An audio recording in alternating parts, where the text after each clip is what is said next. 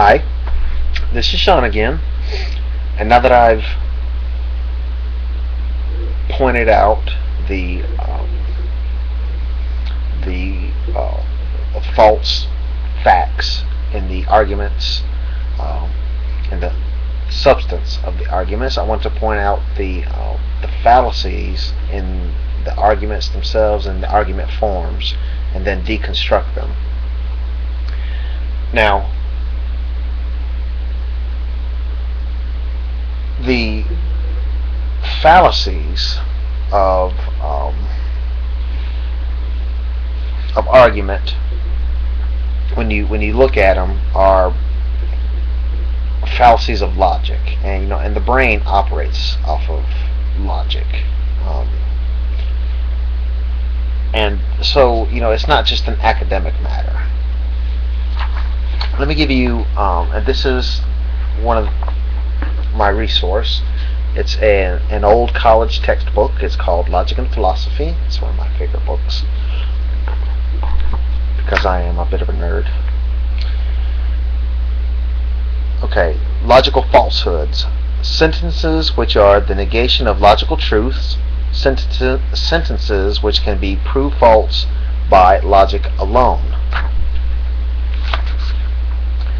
And fallacy is defined in this book as incorrect reasoning or conclusion drawing.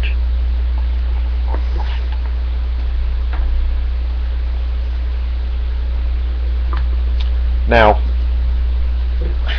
in the nature argument, the first statement is that marriage is not just about more intimacy, it's about merging with one's sexual other half or counterpart, a complementary sexual other. In this argument, the fallacy can be found of weak analogy. It's the fallacy of weak analogy. And this book defines the fallacy of weak analogy as the fallacy of reasoning analogically from insufficient evidence.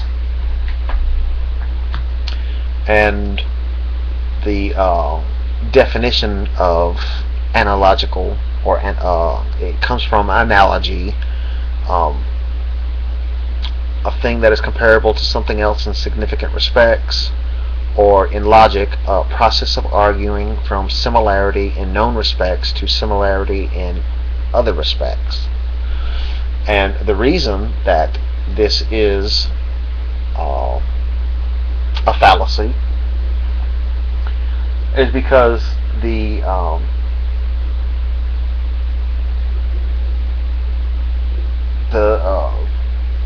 basis of it is on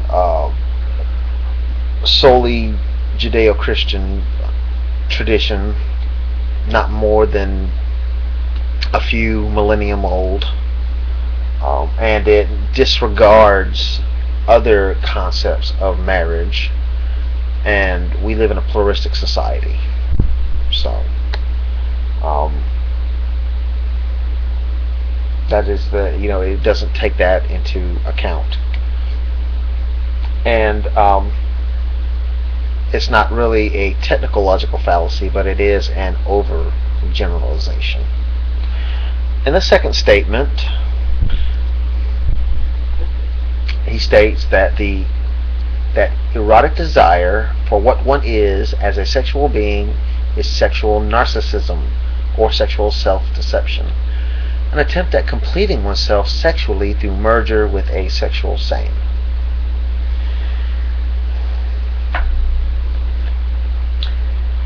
Again, there is the fallacy of weak analogy, and that is because erotic desire for what one is being equated to sexual narcissism. It's being equated to it. And then the fallacy of hasty generalization, which by definition is the fallacy of too quickly generalizing from one or a few instances. And And that is because, he is implying that because of a small sample of promiscuous homosexuals, that we all possess that quality.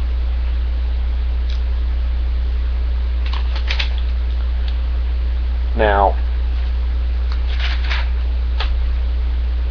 the third statement says that most people intuit something developmentally deficient about being erotically attracted to the body parts and essential gender that one shares in common with another. There are several fallacies in this one. There is the fallacy of using data of differing quality, which is defined as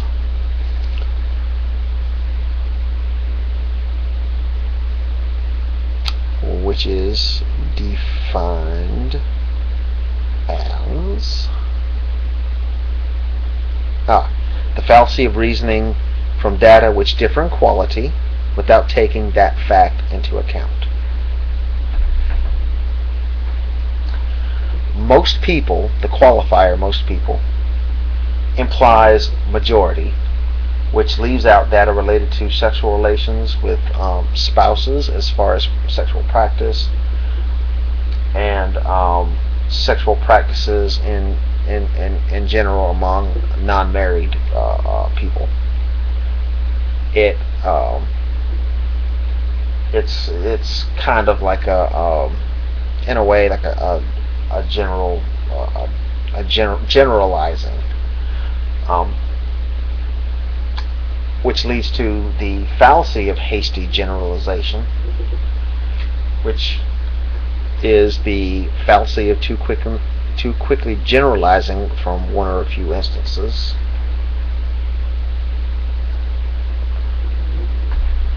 And again, the qualifier most people is one of the problems. It's derived from a generalization based on the concept that a majority of people possess the same quality, the same intuitive quality that they themselves possess. Not that they don't possess the intuition, but that they possess the same conclusion from intuition. And then there's the fallacy of weak analogy, because there is insufficient evidence that the qualifier most people possesses the stated quality of intuition, and that the attraction to one's same gender equates to eroticism, or solely erotic attraction. There's insufficient evidence to support that. There's insufficient evidence that same-sex attraction equals development, has that person or those people having developmental deficiencies. There's insufficient evidence, practically no evidence of that. So, when you look at these arguments and we deconstruct them, you take away, you see the fallacies that were found in both the substance of the statements that have been disproven in the first video, and then the fallacies in the argument and the argument forms in this video. What do you have left? What is there left to stand on? Well, when you take all these away, you find that they only resemble a valid argument. And that is a formal fallacy, which is a fallacy which closely resembles a valid argument form of some deductive system. And that's what you have when in conclusion of all that. That's what you are left with. Well, you take those away, and you find that the foundation for these arguments are bible-literalist beliefs. Bible-literalist beliefs of original sin, of sex, our bodies, and things like that. That's all that you have left. Now, and there's no other evidence to support these base beliefs, except for, of course, more Bible literalist verses, and that's circular reasoning. You can't use one source to justify the same source that you're using as an argument. That is called circular reasoning. And so as a result, you see that they are given to use these same arguments over and over and over and over again, and that anybody that attacks them, what do? Well, they use argumentum ad hominem, which is attacking the person instead of their argument. Personal attacks. That's what you have left, and that is not a valid way to argue. And of course, more circular reasoning. Now, there's a danger in this, and we should not take it lightly, because even for people who are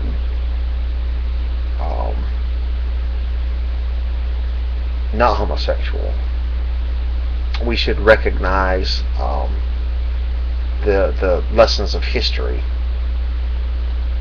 You look at the Jim Crow days. They use these stereotypes to build an archetype. This is how all black people are. This is an archetype of that is opposed to us, and it was easier to continue to dehumanize them physically because of this.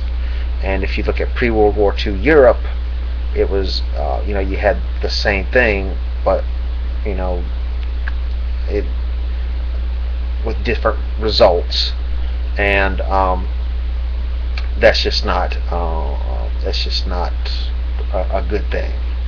And once you keep beating these, and it's propaganda, is what it is. And once you keep doing this, it's easier and easier to keep doing it, and to even take it further. Now, besides the fact that it's personally insulting and dehumanizing, hurtful, it's just not morally right. And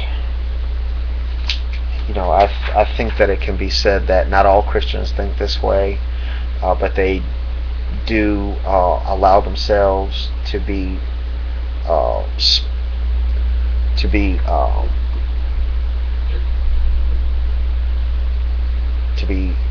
represented in a way through their silence by Bible literalist fundamentalists, and I really think that should end. So anyway, that's this video.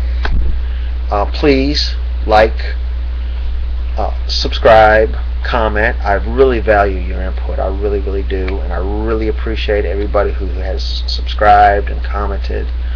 And I want to thank you. And I don't know what I'm going to do for my next video yet, I haven't quite decided, but I will see you then. Thanks for watching.